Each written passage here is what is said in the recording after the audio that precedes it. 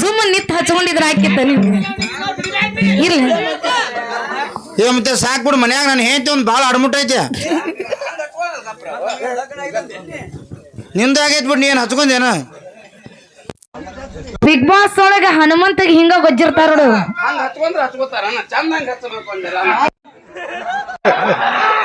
ತಿಕ್ ಹೋಲಿ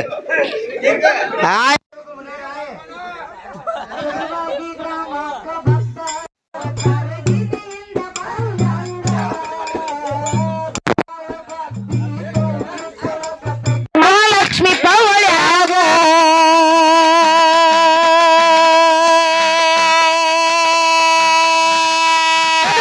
ಮಾಡು